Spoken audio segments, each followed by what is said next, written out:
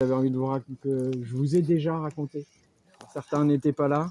Et le jour où je l'ai raconté, je ne savais même pas que j'étais capable de la raconter, puisque cette histoire a été improvisée sur l'instant. Des germes de cette histoire avaient été semés par-ci par-là.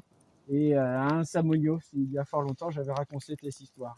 Elle était dans un certain contexte, et ce soir, loin de moi, toute idée de ce même contexte. Mais cette histoire, je trouve qu'elle était chouette. Elle collait vraiment à ce qu'est Samognos, à ce que peut être Samognos, à ce que pourra être Samognos, à ce qu'a pu être Samognos. En effet, il y a 2500 ans, les bardes, les druides et les vates se réunissaient au milieu des hommes, sans qui ils n'étaient rien. Car ce sont les hommes qui font l'existence du quotidien, et eux ne sont là que pour veiller au grain, pour rappeler la bonne parole, afin que tout se passe bien. Tous les ans, peut-être tous les 7 ans, avec plus de ferveur, les hommes de chaque clan se rassemblent au centre de l'ensemble de leur tribu et rejoignent le grand cercle de feu pour la grande soirée de Samognos. Et gare, oui, gare à qui ne se rend pas à ces feux de Samognos, car c'est là qu'on règle tout, c'est là que l'on entend tout, c'est là que l'on dit tout, c'est là que tout se sait et que tout se sera pour l'éternité. Voilà peut-être ce qui guide les hommes depuis la nuit des temps, cette quête d'absolu et d'éternité. Sans vraiment savoir ce que c'est, chacun court après l'éternité. Que le nom du guerrier soit crié à tout jamais et qu'il résonne dans l'éternité. Que ma petite personne, en toute humilité, peut-être un jour résonne dans l'éternité. Se souviendra-t-on de moi un jour?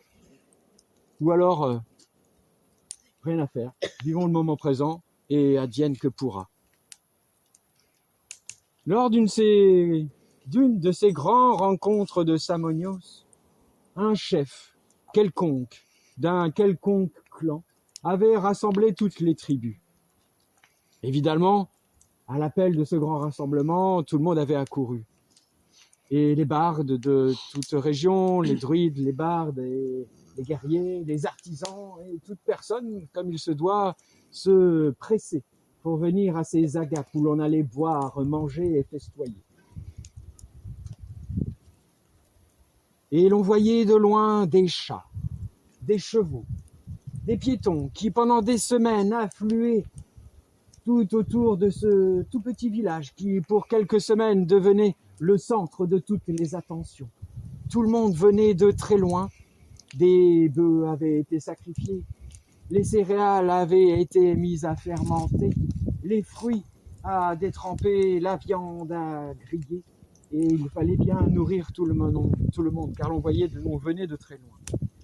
Une petite fille qui vivait dans ce village en toute simplicité, cachée derrière un buisson, regardait tous ces hommes défiler, étranges autant qu'ils sont, avec leurs grandes barbes blanches, avec leurs grandes épées aux côtés, avec leurs lances bien affûtées dressées vers le ciel, avec tout ce qu'ils faisaient et ce que les hommes sont. Et elle les regardait passer et encore passer. Ils viennent tous pour Samognos. Ils viennent tous pour voir brûler le grand feu. Ils viennent tous pour faire un vœu qui partira en fumée pour cette nouvelle année.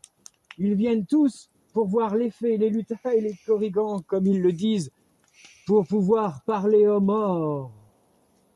En ce moment où les portes de l'au-delà s'ouvrent et où les druides dans des transes immenses voient ce que demain il va se passer.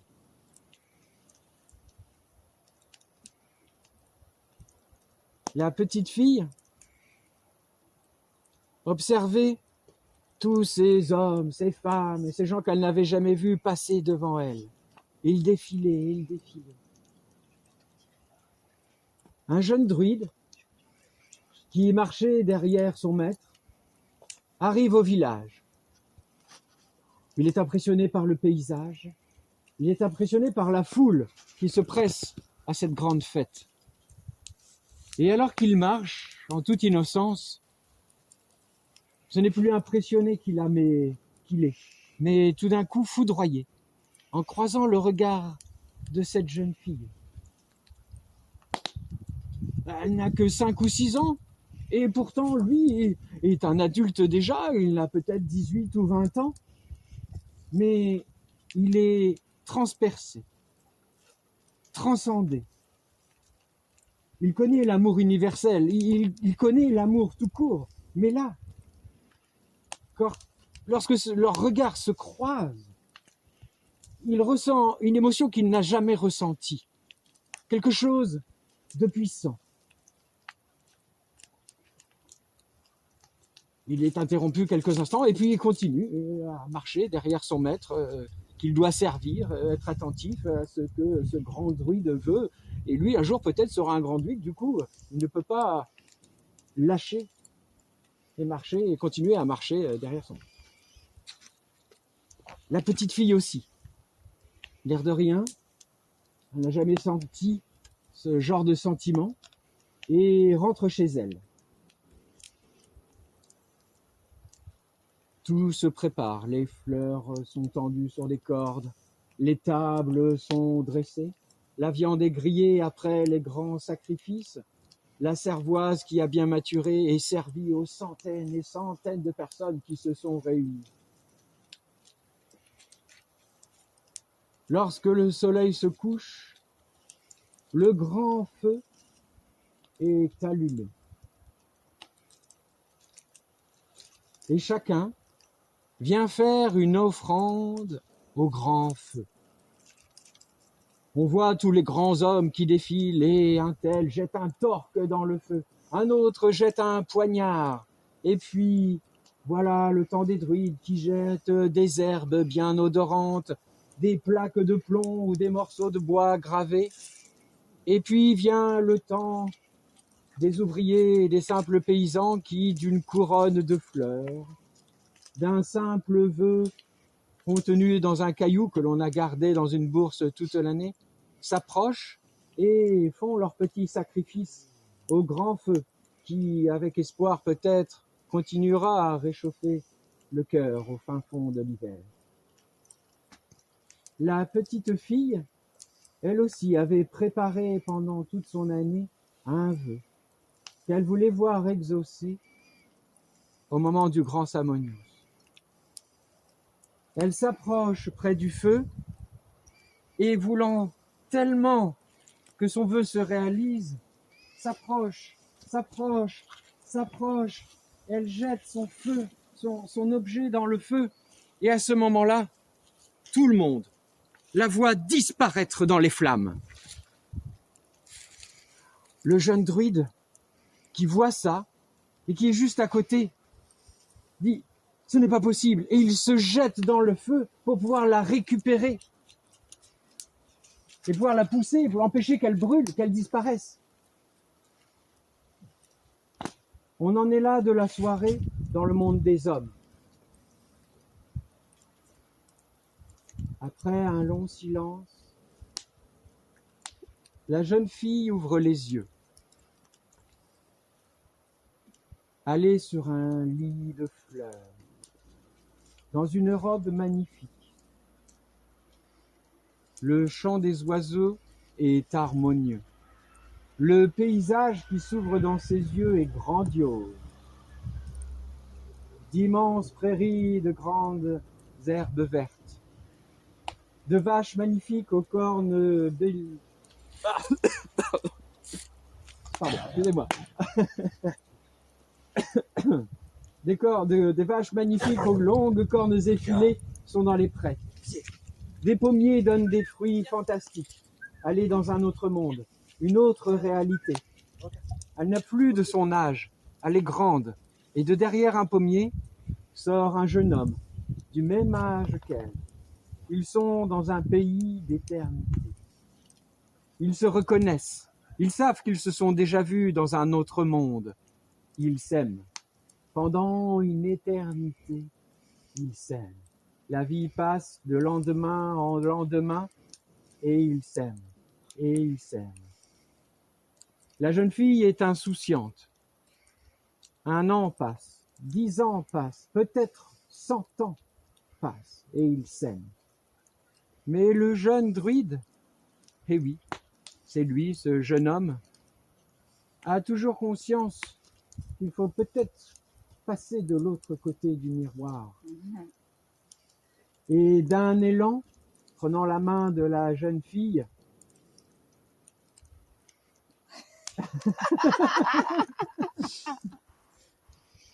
il retourne derrière le pommier duquel il était apparu.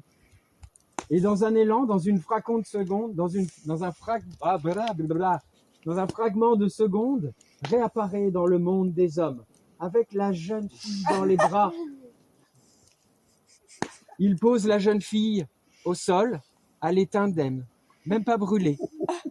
Et en quelques secondes, lui se désintègre et tombe en poussière.